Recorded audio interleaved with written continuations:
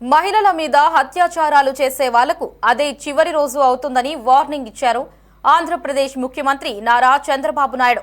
ఇక మంగళగిరి నియోజకవర్గంలో పర్యటించిన ఆయన పెనుమాకలో ఎన్టీఆర్ భరోసా పెన్షన్ల పథకాన్ని ప్రారంభించారు. ఆడబిడ్డలకు రక్షణగా ఉంటామని, మహిళల మీద అత్యాచారాలు చేసే వాళ్లకు ఇదే చివరి రోజు అవుతుందని హెచ్చరించారు. ఇక ఇప్పటి వరకు మర్యాదగా చెప్పాను, గంజాయి మత్తులో వికృత వేషాలు వేస్తే ఎవరిని వదిలిపెట్టనని సీరియస్ గా వార్నింగ్ ఇచ్చారు. అందులో కూడా ఒక మాదిగ కుటుంబం కింద వచ్చిన అమ్మాయిని నేను హోమ్ మినిస్టర్ చేశానంటే వారి సమర్థతను కూడా బేరే చేసుకున్న తర్వాత ఆ అమ్మాయి అయితే చేయగలుగుతుందనే ఉద్దేశంతోనే ఈ రోజు మీకు హోమ్ మినిస్టర్ గా పెట్టాం.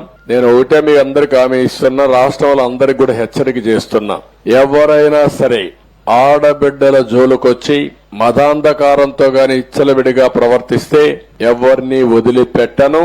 ఎవడైనా అత్యాచారం చేస్తే మాత్రం అదే వాళ్ళకు లాస్ట్ డే అవుతుంది, గుర్తుపెట్టుకోమని మరొక్కసారి హెచ్చరిస్తున్నా.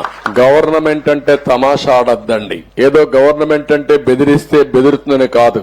యాంటీ సోషల్ ఎలిమెంట్స్ ఎవడైనా సరే నిర్మోహమాటంగా అణిచివేస్తా.